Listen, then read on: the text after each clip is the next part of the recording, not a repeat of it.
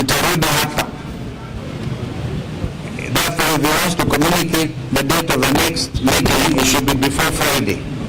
Ikifanyika before Friday, tutakuja hapa. Kama ana communicate siku ingine, kwa sababu ya umuhimu wa jambo hili, mauaji ambayo inazidi kutokea kutokana na excess use of police force, hatuwezi sisi tukavumilia kwa niaba ya wananchi wa Kenya ati mpaka mkuu wa polisi ataamua ni yeye atakutana na viongozi ambao wako wanaheshimika na Kenya nzima. Sisi tunazungumza kwa niaba ya Wakenya wote. Kwa hivyo hiyo ndio ambayo tumeamua, na tunarudi hapa Friday.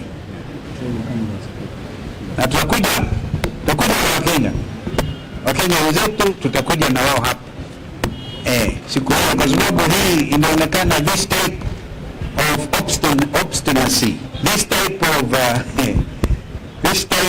of impunity can only be dealt with kupitia action ya wananchi wenyewe. Asanteni, my friend.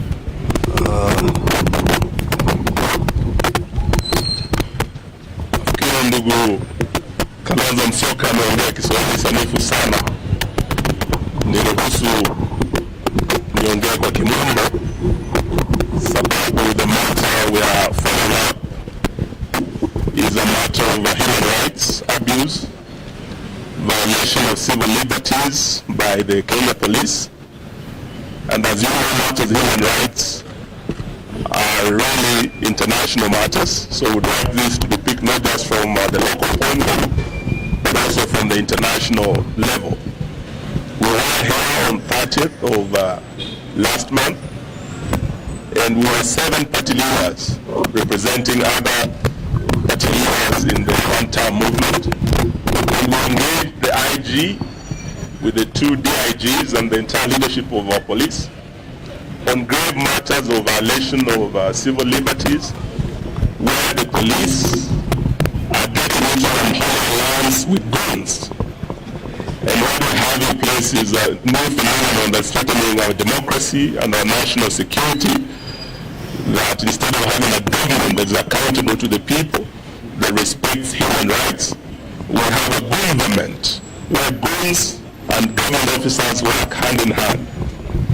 The instances where there are clear violation of human rights, particularly targeting His Excellency Riggy Gachagua, the second Deputy President, and we had over 22 different incidences where the police and goons had attacked him and attacked all of us who were with him in various locations across the country. And the IG undertook that by today, the 16th, when we return here, he'll have a full report on action taken and remedial measures put in place to address the serious concerns that the entire leadership of the opposition had raised. We are here today, and the IG is not here.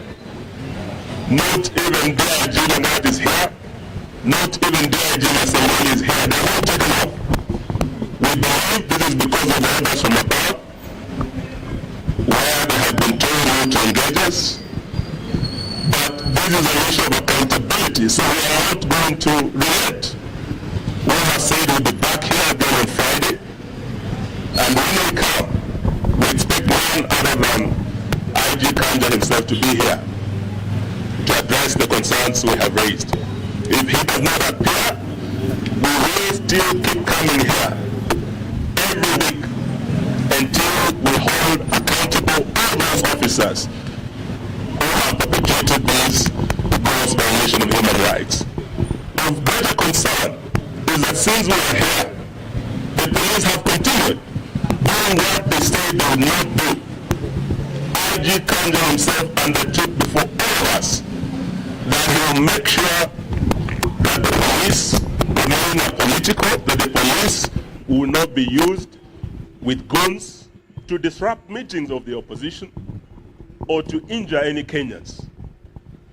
We know that soon after we left, the second Deputy President, who is also the DCP party leader, went to Nyandarua. And as he was crossing into Naivasha to hold a rally at a place called Kinamba, Again, the police were used to erect roadblocks to block him from crossing from Nyandarua County into Nakuru County under the orders of you know who. Yesterday,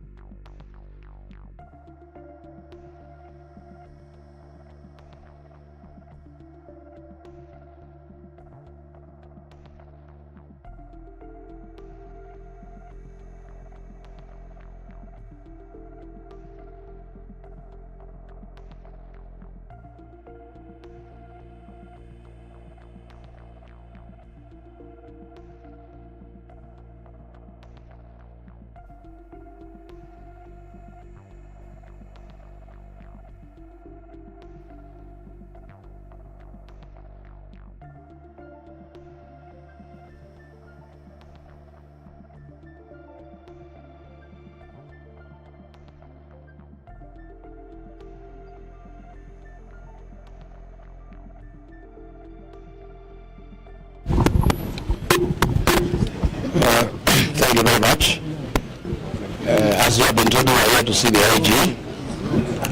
He is here to get the appointment, and shortly before we arrived, he took off to avoid this meeting and purported to delegate the junior officer to talk to us, and we have declined.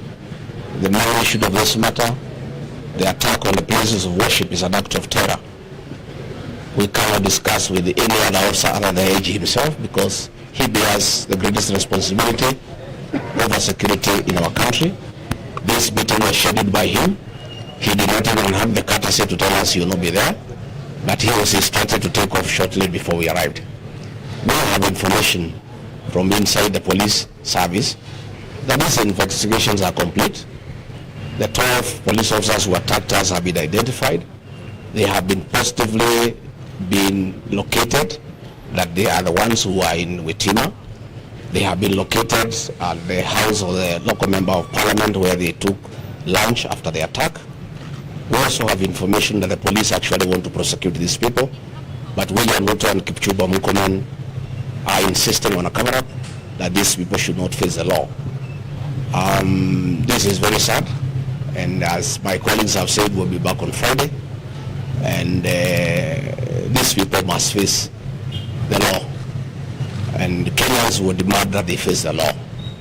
This is just the beginning now of pressure from the Kenyan people, because if you allow this impunity ahead of the general elections next year, there could be anarchy in this country. I think we must bring order, and the IG and the people under him must be held to account by the people of Kenya. And the police themselves are complaining about harassment and being ordered to do wrong things. They are really complaining that they find it very unprofessional to be accompanying goons to attack Kenyans.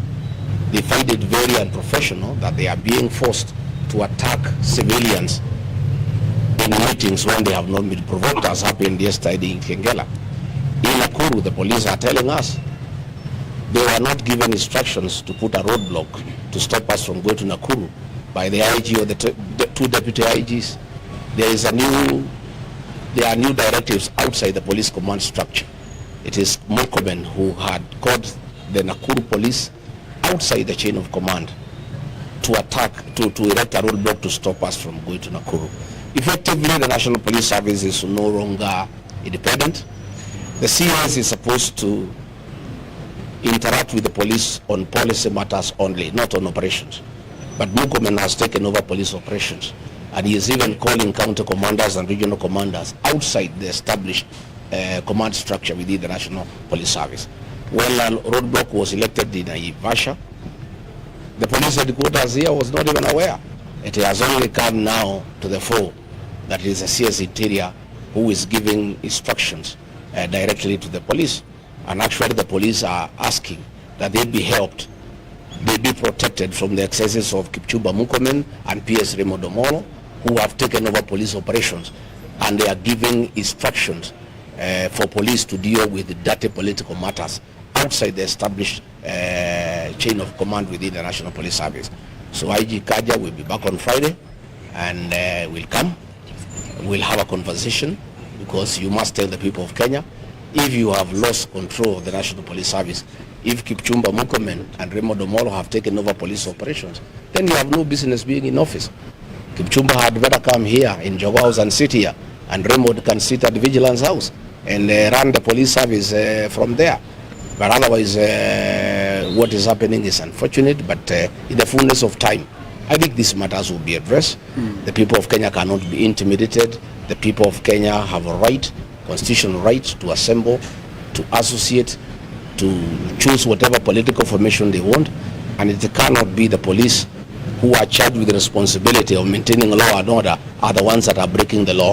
It cannot be that police who are supposed to protect Kenyans from being injured by anybody are the ones who are injuring the people of Kenya. It cannot be that guns and ammunition meant to protect the people, bought by the taxpayers' money, the same guns and ammunition are being used against the people of Kenya, who are unarmed, who are civilians, and in very unprovoked circumstances. So thank you very much, Asanteni sana. Perhaps I could add, let me add one thing. You will recall that a letter was issued on behalf of all of us in the United Alternative Government by our sister Mother Karua on our behalf.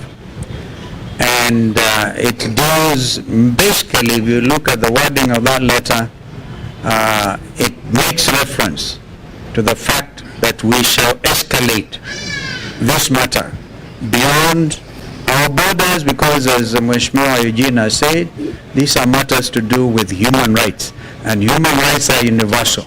The International Criminal Court is still in place, and the persons bearing the highest responsibility are the people who are addressed in that letter. So we are not joking. It's not a matter that William Ruto can sit pretty and pretend to brush or sweep under the table. It cannot go away. There's no way that the killings will continue in this country since the Gen Z revolution. That is the basic issue. We're combining all of that from 2023, 2024, and what is happening, including what happened yesterday in Kitengela. We're escalating it. Thank you. One question. Yeah, what question? This is in regards to the United Opposition, your agenda in regards to United Opposition for beating the flag bearer. No. That one allows not to deal with that now. Tafadhali. This is a critical matter.